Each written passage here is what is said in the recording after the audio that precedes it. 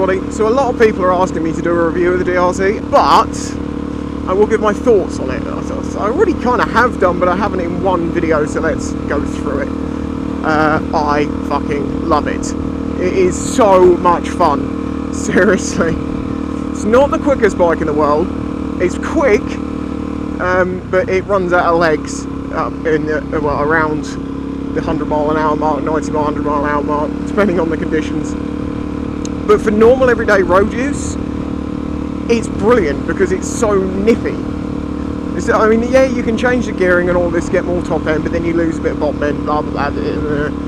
I like it the way it is. It's seriously good fun in the corners. It's very forgiving. Smooth. Damn. Okay, well, we're doing 37. I can do 60 here, so let's get a 60.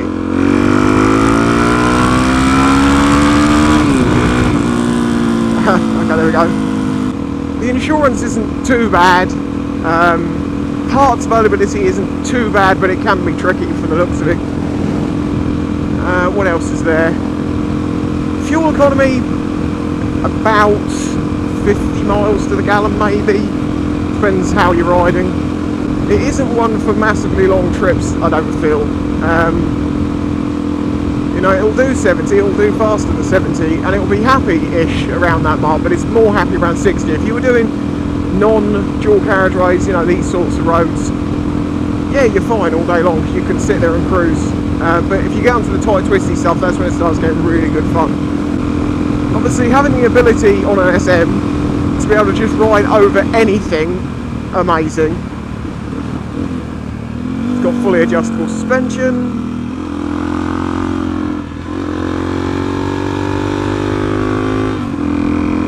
It's just a ton of fun. That's the thing. I think that's all you could say. DRZ equals fun. Do I suggest you buy one? Sure, they're great. They're not cheap for a good one. Comparatively to what else you can buy out there, but you know, they're worth it in my opinion.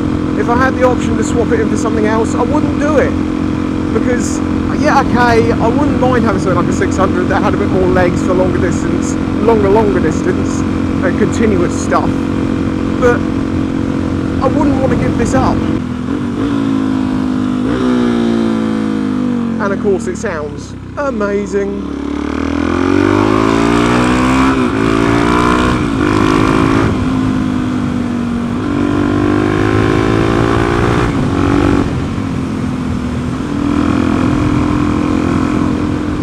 Obviously I'm not the fastest rider in the world, so you know, I'm not going to be taking this bike to its limits, so I don't know where it stands that way, but they've got so much character.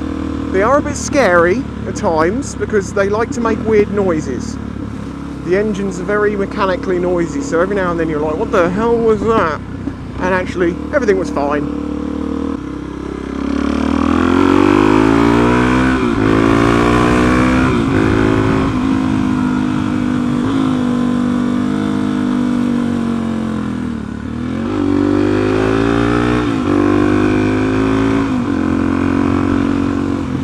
But this bike, this road, I mean, come on, how much better could that be? I mean, if you're into sports bikes and you want super zoomy fast, well then it's never going to be the thing that you want it to be. It is what it is, you know. People say to me, what's it like? And it's hard to, it's just awesome at the things that it does well. As I say, the go anywhere ability of it is brilliant. Like, a while ago, me and Phil were coming back from Loomies. We decided to take a different route. We ended up down farm tracks, green lanes, field edges. Oh god, we ended up everywhere, completely off-road. It was, and you can just go from road to off-road. It's like the rally car. That's what supermoto is to me. It's like the rally of motorbikes. Because my sister asked me that one. It was like, well, is it like rally cars? I'm like, well, actually, yeah, I suppose it is. Yeah, okay, it probably could benefit from off-road tyres if you were doing lots and lots of off-roading, but nah. Oh, just done a big circle. Balls! There's a huge amount of mods out there you could do to them. You can spend silly money on them. I've only done the few bits that I feel like I need to do at this point in time. If I feel like doing something in the future, I might do, because, you know, it freshens it up again. I'm not going to do everything straight away. Not that there's a lot I'd want to do. I'm also not a person who's ridden lots and lots and lots of different bikes to be able to give you sort of like a comparative opinion. I can only give you what it's like to ride it and own it, and I love it. I mean, just love it. See pheasants, scare the crap out of them.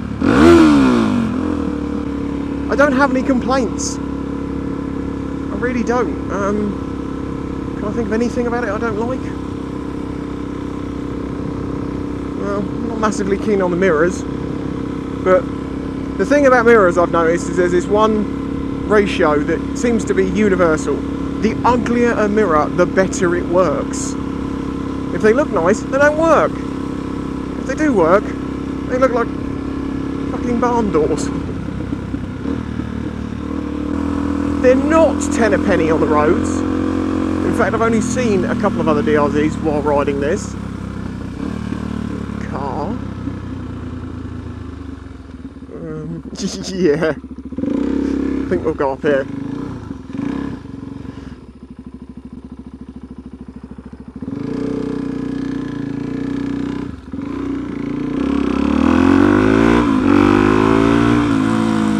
Obviously, being a single cylinder, it is torquey. It's got mid-range power, a noticeable change in mid-range power out there.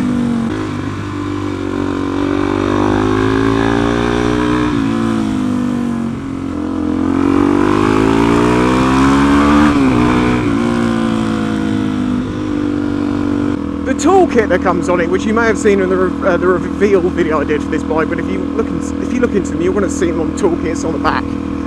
It's the most afterthought you've ever seen. It's actually stock. People wouldn't believe that it was stock. It is. It's like they made the bike and were like, ah, shit, toolkit. Let's just drill 2 holes through the back of it and shove it on the back. So yeah, that is a bit of a sucky thing. I took mine off. And if I need my tools, well, I carry them with me. I said that, I don't always carry them. That's a bit of a silly thing to do, really, isn't it? There's a walking stick in the road, for fuck's sake.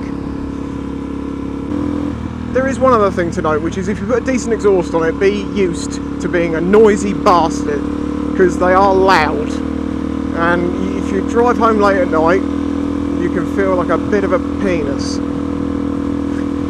They are ridiculously loud, but hey, we all kind of like that.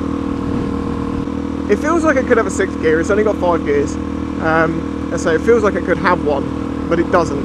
And occasionally you do find yourself looking for it in this mystical land of non-existent gears. It doesn't seem to be too difficult to work on. Not that I've had to do a lot of work. Oil changes are slightly different from most bikes because it's a dry sump. So some of the oil's kept in the frame and some of it's kept in the engine, and it circulates round, and it means that when you drain it, you have to drain it from the frame and from the sump. There's also another drain point on the side. There's actually like 4 places you can drain from. So that's something you have to get used to. Jake's got a video on it that shows you how to do it. It's easy enough. It doesn't really add much time to the whole process. You basically need 2 litres of oil to change the oil. It's not quite 2 litres, but you'll end up buying 2 litres. And change it about every 1,000 miles. It doesn't have a fuel gauge, so I just used the counter and I counted about 70 to 80 miles and I had to fill up. At that point I've used about 6 litres of the 10 litre tank. Yes, it doesn't have a huge tank. But yeah, I mean, really, what more can I say? I love the bike. It's massively good fun. The only time you probably would feel wanting is if you're one of these people that loves quick bikes, like sports bikes, and then you're going to go for a sports bike. Riding position, of course, comfy as hell. People say that the seat is uncomfortable for long distance trips. I have never experienced this problem. They're great at getting through traffic. I mean, what more else can I say, really? You know, it's an awesome bike. It's massive fun. I wouldn't swap it for anything else. For me, it works perfectly. So if you're looking to getting an SM, you know, you haven't got a huge huge range in the UK, there's a few, but around this sort of CC, well, 400, what else is there? Well, there's a WR, I suppose.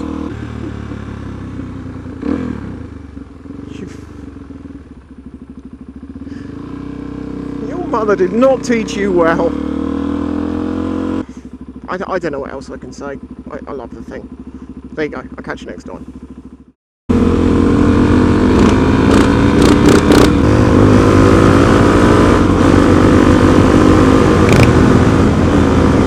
Morning, FF.